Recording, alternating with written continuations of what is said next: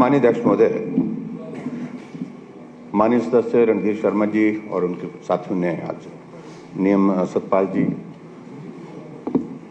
विपिन परमार जी, इन्होंने नियम 67 के अंतर्गत आज स्थगन प्रस्ताव दिया है। और स्थगन प्रस्ताव का जो विषय है वो अति गंभीर है। हिमाचल प्रदेश में पिछले 1 साल से बेरोजगार दर दर भटक रहा है नौकरियों के लिए। नौकरियां नहीं मिल पा रही हैं, नौकरियां देना बंद कर दिया है। कहां तो गारंटी दी थी कि हिमाचल प्रदेश में 5 साल में 5 लाख नौकरियां, 1 साल में 1 लाख नौकरी, पहली कैबिनेट की पहली बैठक में 1 लाख नौकरियां कट दी जाएंगी, ऐसे भी बोला था। और ऐसे में अध्यक्ष महोदय, इस विषय की बहुत गंभीरता है। लगभग 10,000 आउटसोर्स पे लगे हुए कर्मचारी कोविड में जिन्होंने अपनी जिंदगी को संकट में डाल करके दूसरी की जिंदगी को बचाने के लिए काम किया, उनको नौकरी से निकाल दिया और 8-8, 9-9 महीने का पैसा उनको दिया नहीं गया। इसे गंभीर कोई विषय नहीं। मेरा तो मानना यह है कि स्थगन प्रस्ताव दिया है, सारे विषय को रोक करके अभी इस विषय पर चर्चा होनी चाहिए। इससे बड़ा कोई महत्वपूर्ण विषय हो ही नहीं सकता है।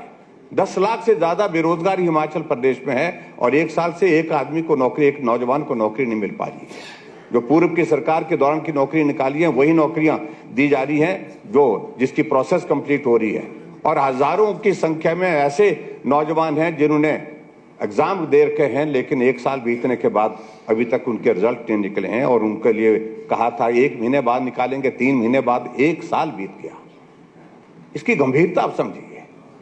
और इसलिए आज हमने विधानसभा के बाहर भी अपनी बात को कहने की कोशिश की है। और दूसरा अध्यक्ष महोदय, ये आपका प्रेरोगेटिव है, जिस तरह से आपने बात कही है, मैं आपकी इस बात से सहमत हूं कि कल हमने कहा कि कानून व्यवस्था पर चर्चा होनी चाहिए इस माननीय सदन में। लेकिन मुझे थोड़ा सा इस बात को उसको लगाए तो सही उसको, लेकिन वो लास्ट अंत में लगा है। मुझे मालूम नहीं कि अंत में आपको मालूम उस पक्ष के साथियों की क्या हालत रहती है। ढूंढ के कोई बुलाने पड़ते हैं, ना मंत्री मिलते हैं, ना विधायक होते हैं इस माननीय सदन में। ये परिस्थिति हमने देखी है। और इस सदन को कितनी गंभीरता से सत्ता पक्ष ले रहा है, इस बात को अब मुझे कहने की आवश्यकता नहीं है।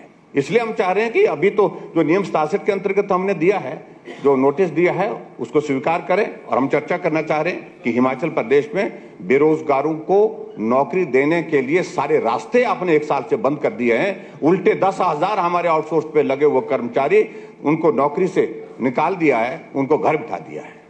इसलिए मेरा आपसे विनम्र निवेदन है कि ये बहुत गंभीर विषय है और हिमाचल प्रदेश के नौजवानों से जुड़ा हुआ विषय है, हिमाचल प्रदेश के बेरोजगारों से जुड़ा हुआ विषय है। और इस विषय पर चर्चा तुरंत होनी चाहिए।